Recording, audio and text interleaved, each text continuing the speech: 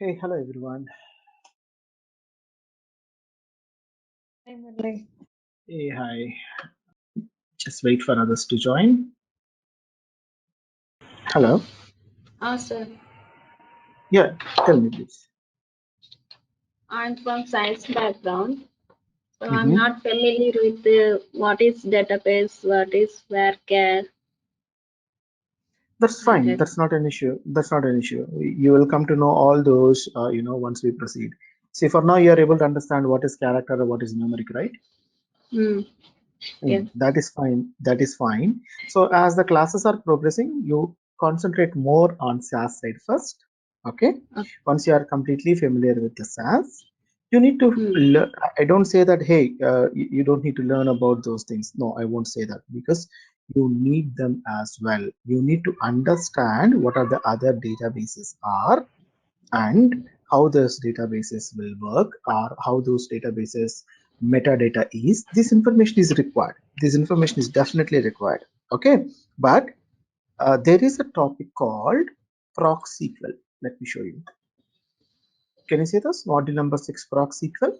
So Yes, sir. here I'll talk about all the other databases as well. Don't worry, don't worry. Hmm. So for I'll say one thing, guys. For now, however our class is progressing, in the same way you try to learn.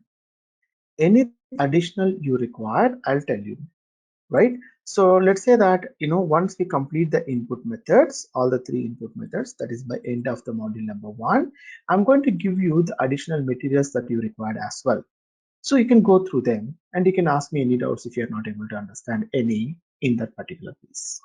Okay, for now, strictly follow what I'm teaching. And whenever there are additional things are required, myself will tell you, hey, you need to go with this, you need to learn this. I will tell you. Don't worry. All right. So so today we will go with the input methods. So before I go with the input methods, let me give you brief recap about what we discussed yesterday. So if I'm not wrong, so in yesterday's session we started with the basic terminology, that is nothing but a table in the real world will be called it as a data set. So a SAS set is the one where you're going to represent, or I can say that any file extension with SAS7BDAT, you can call that as a SAS dataset. When it comes to the SAS program, you can identify your SAS program with an extension called .sas, correct? And when it comes to your log, by default, the log will be created in the same place where you are executing your SAS program. So when it comes to the SAS log, in general, the SAS log will be having the extension of .log. Sometimes you are going to create a listing file. So there is nothing but if you run proc print or any of the procedures in your Linux environment, so there you don't have any tool. Since you are not using the tool, it is going to create a listing file. The listing file will be created with .lst, correct? So these are the basic things that we discussed yesterday. In addition to that, we said that there are 3 ways we are going to receive the data. Number one, whoever is giving the data, that is your client. So generally, we need to talk about a simple topic, which is called data analytics. So we are all talking about the analytics, right? So what do you mean by analytics is all about? Analytics is all about someone will give you input data and they say their problem statement. They will give you their problem statement, meaning, hey, I want to launch, for an example, I'm just telling you, for an example, I want to launch one cab service in, let's say, in Hyderabad, cab service in Hyderabad. So what is his problem statement now? He want to launch a cab service. This is what he want to achieve. This will be nothing but a problem statement. So what is the data for this? The data for this is going to be the existing data, meaning what is the population of Hyderabad? Out of that, who are going to be the regular commuters who will be, using these cab services. What are the busy routes? What are the, I can say busy timings, or I can say the peak hours. So what is meant by peak hours? Morning 8 to 10, and I can say evening 5 to 7 or 5 to 8. This is the time where people prefer to go to the offices and come back from the offices. In addition to that, there will be also the time where, like I can say that 8 p.m. to 10 p.m. This is the time where most of the people travel to the other places. That is nothing but if they want to move from, if they want to travel from Hyderabad to Bangalore, Hyderabad to Chennai, they depend on the bus services or train services. This is the peak time. The same will goes to the morning as well. Let's say morning 5 to 7. This is the place most of the trains, most of the buses will receive, will come back to the Hyderabad. Correct. So these are the data that we are going to get. In addition to that, are there any existing cab services? Already any cab services are there? If yes, in general, how they are charging, right? Their metrics. If this is going to be the data and this is going to be a problem statement, what you are going to suggest, you're going to do your analysis, you're going to do, apply some algorithms, put some logic in place, and finally you say that, hey, I figured out something. What is that is, so don't operate, don't buy, let's say 50 cars or 60 cars like that. So initially, let's say that purchase 5 new cars, all right, and just take some around 10 or 15 cars for the rent, that to be specific about what you want to do, and then operate between specific routes. Only in this route you operate, right? And that too only in the specific times. Don't operate your vehicles all the time. Just put it in the specific times and specific routes.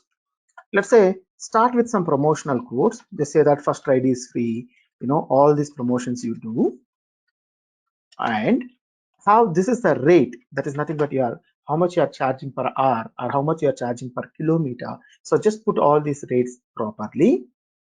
If you do all this, let's say in 3 months period, you are going to get break even.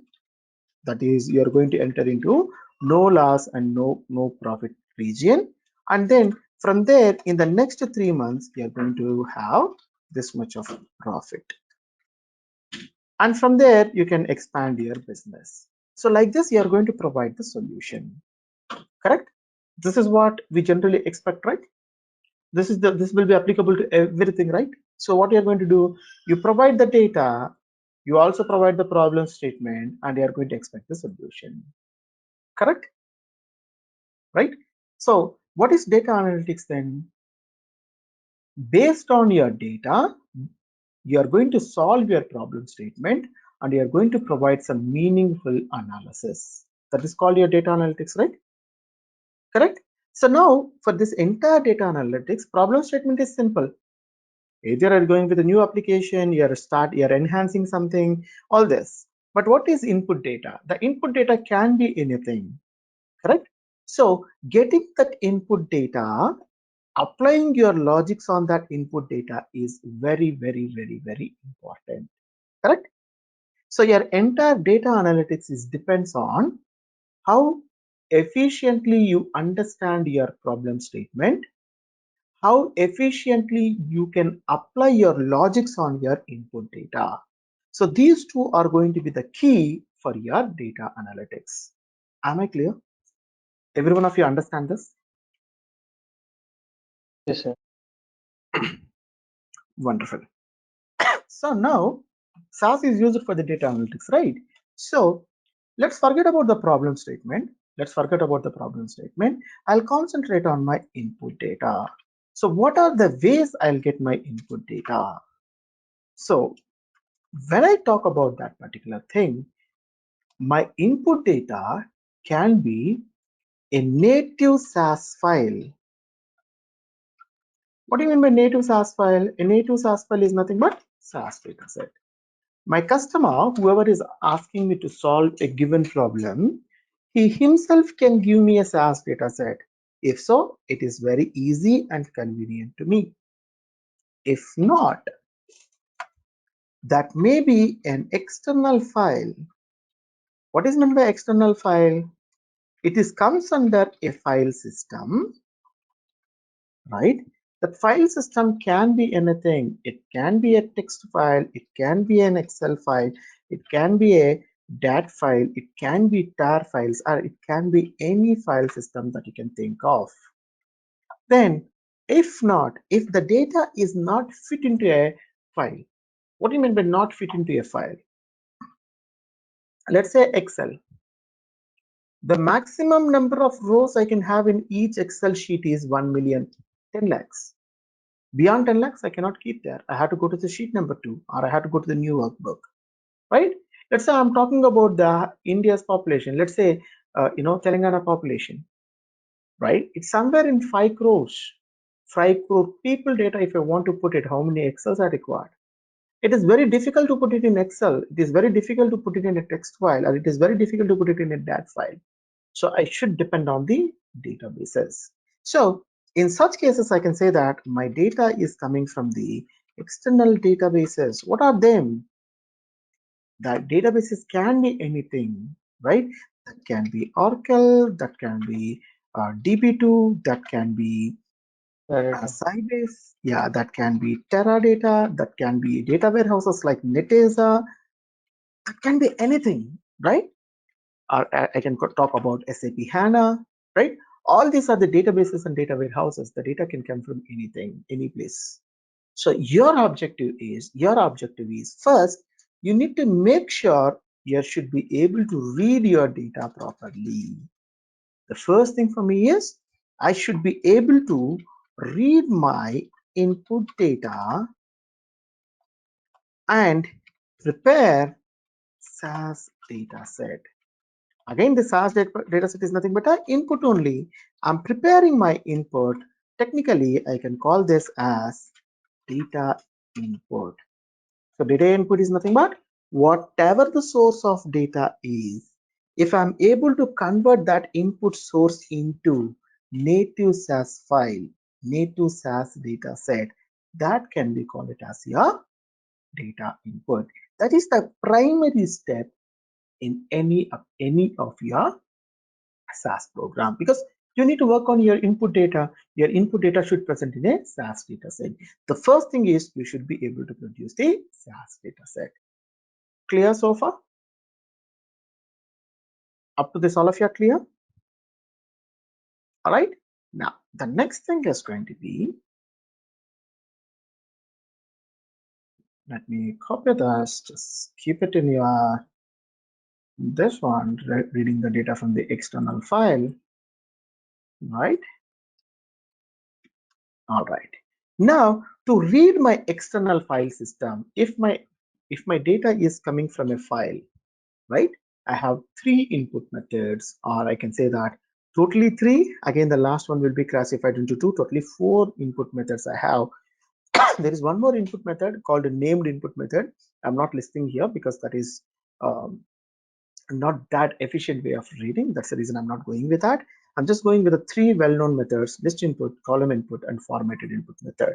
All right. So now, without wasting much time, let's start with the first input method, which is nothing but list input method. So I'm just going with the list input method. Here, I'm going to talk about a lot of terms. I'll talk about the libraries. I'll talk about the, options. So many things will be talked here, but don't worry about that. So I'm just renaming this as list input. All right. So for an example, for the starters, let's say I'm reading data from a normal text file. A normal text file. This is what I'm doing. So initially, I started with, I want to read the data from a simple normal text file.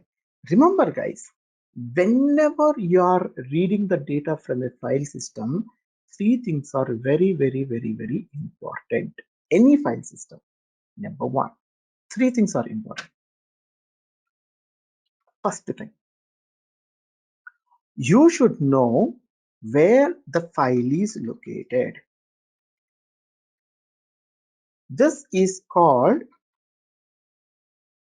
your path. What do you mean by path?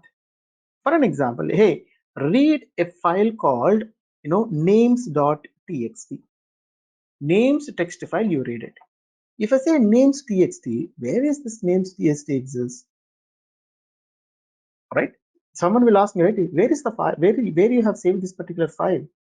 Until and unless where I saved the file, I cannot read it, or I cannot even open it. Let's say someone has given me this PC, just this is the PC they have given to me, and they ask me to read, hey, go ahead and read your names.txt file.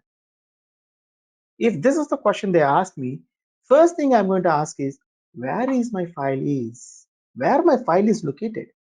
That is nothing but my path, right? If they say that, hey, go to Murali courses, there is going to be something called SAS. In the SAS, go to the SAS class, there is something called input files. It is the place where user has stored that particular file. That will be easy, right? If they given this path, hey, this is the path, within this particular path, they have your input file. Which one is easy, or which one is going to be a proper method? Example, like this. I need to know where my file is. Am I correct or not? Every one of you accept? My file, where my file is located, I should aware of. Number two, a lot of us has a habit of, I should know the file name. File name is mandatory. This every one of us know. Number three, most of us will have a habit of, hey, read the file called names. Now the question is, names is a CSV or an Excel or a text file or a DAT file, what file it is. You can simply say by looking at it, hey, read this particular one. Simply just say that VMware ID. What is that VMware ID is about? I don't see what type of file it is. Correct? So I need to mention the extension as well. That is nothing but file extension. That is very, very important.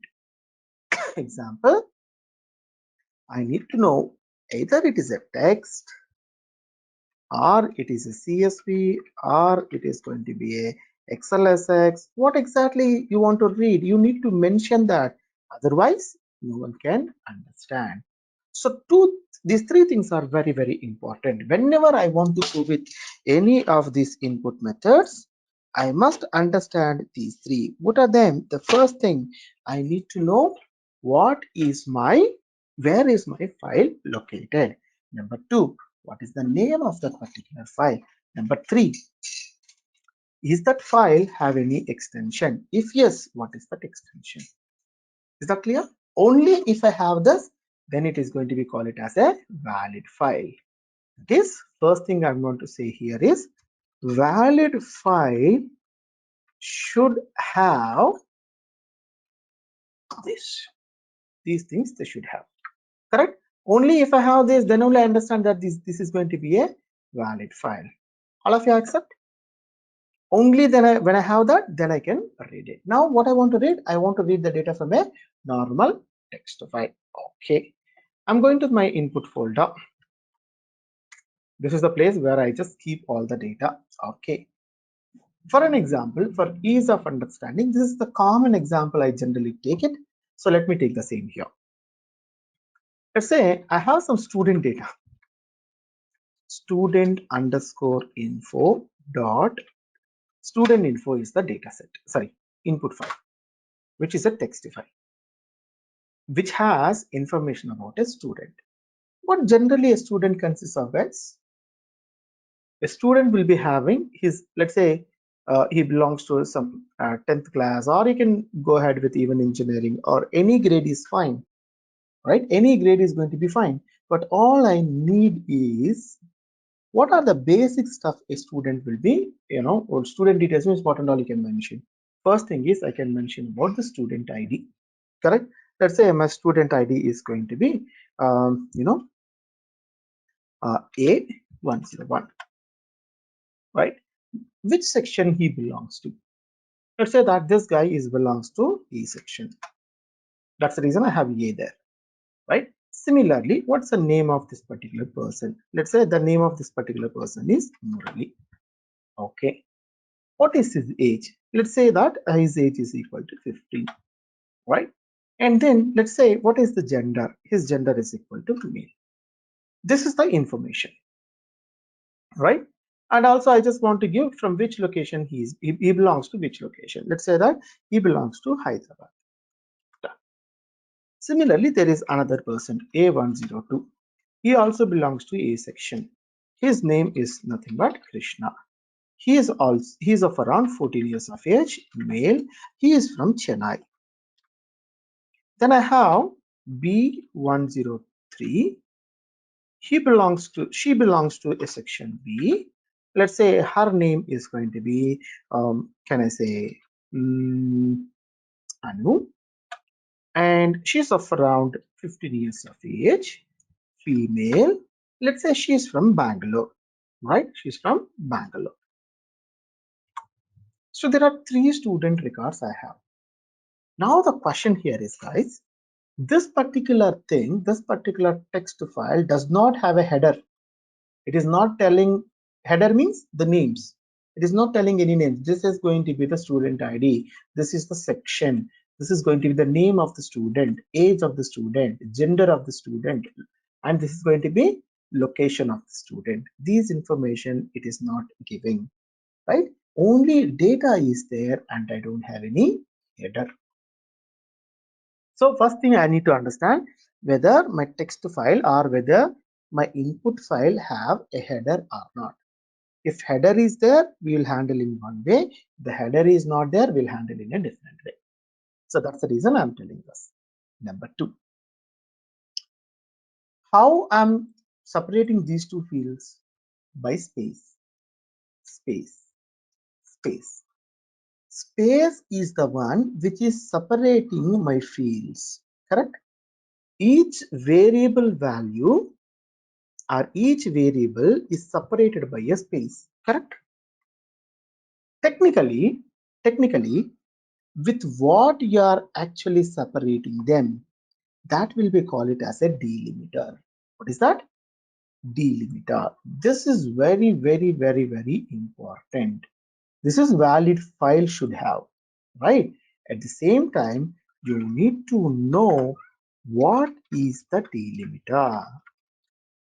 That is, with what special character or with what is the separator? In the simple way I can say that what is the separator, which one is separating the data, correct? The separator is very important. In SAS by default it assumes that any input file that you are supplying will be a space delimited file. It will understand that the default delimiter is space, right? So in our case, the space is there. In some cases, let's say this is not going to be space, it is going to be a comma delimited file. There's nothing wrong in that. Your data is going to be comma delimited, right? In some cases, it is not going to be a comma delimited, it is going to be a pipe delimited. In some cases, it is not a pipe delimited, it is going to be delimited by stars. Anything is valid, right? Or it's simply going to be a space delimited. All of them are valid cases, right? A delimiter can be anything, but SAS understands that the default delimiter is going to be space. One file can have multiple delimiters also. Somewhere I can, in some of the places I go with a space delimiter, in some of the cases I can go with a hash delimiter, in some of the cases I can go with a pipe delimiter. Anything is okay. Clear up to this? All right. Can I confirm that this is my input file now? I want to read this input file. All of you are comfortable?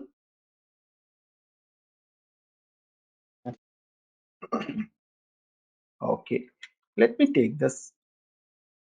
First of all, if at all I want to create, or if at all I want to go with this file system and I create a data set, What and all other things that I require, right? The first thing, right? Remember, guys, this is my one line. I have just keep it here for the reference, just for the reference. Okay. The first thing is, guys, every data set is going to have a name, correct? Every SAS data set must have a name, right? So in my case, for an example, if I use a keyword called data, can you say just use a keyword called data? If I want to know why I want to use this, what is the meaning of this data keyword? If you are using a tool like this, just put your mouse on your mouse cursor on your keyword. Can you see the details are coming there? What it is telling? Begins a data step and provides names for any output SAS data sets. Meaning is, if I want to write it in a simple word, we already talked about data step. What is a data step? Anything starts with data and ends with a run statement is called a data step. So data is the keyword which can be used to begin your data step, and also whatever you write after your data keyword, that is going to be your output data set name. In other words, I can say data is the keyword which can be used to create a SAS data set. One of the ways of creating a SAS data set is by using a data keyword. If you write anything after data is going to be your output data set. For an example, I want to create student data set. So data followed by student. Then what it is going to do? Here I'm writing. Let me put it here.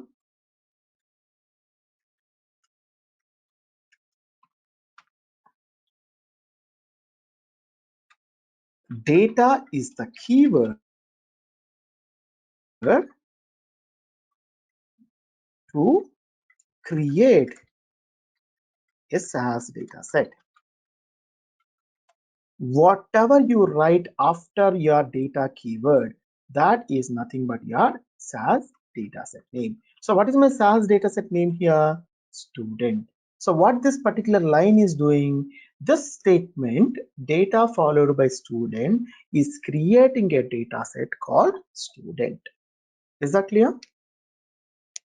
Is that clear? For an example, if I put this as an Excel,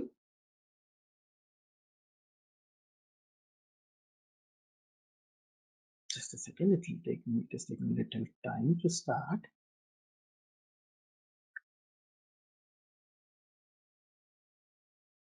Here it is.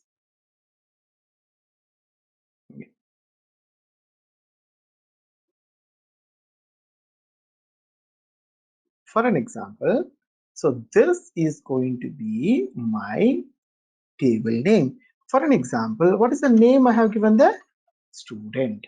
So student is going to be the table name. Table is nothing but a data set, right? That's what I said. So my student name here is going to be, sorry, my data set name is going to be student. That is the name of this, or that is the meaning of this particular statement, right? So if this is going to be a table, guys, what a table should consist of? A table should consist of rows and columns, correct? Rows, anyways, I'm going to read from here. From here, I'm going to read it, correct? That is what my input file is. These are the 3 rows, but column names are not here, right? So what I should do now? I have to create my column names. So I need to define my column names. How many of them are there? 1, 2, 3, 4, 5, 6.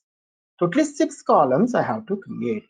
1, 2, 3, 4, 5. Let me add one more. Right? This is going to be my data set. So it should have 6 columns. Right? These 6 columns are nothing but these 6 variables of my data set. Correct? So the first thing you need to understand here is, here I put data set name. correct? Are there any rules for the data set? So let's say this exclusively, this particular one, I'm going to use it only for the rules, right? So there are multiple rules I'm going to start, guys. Let me just give me a second.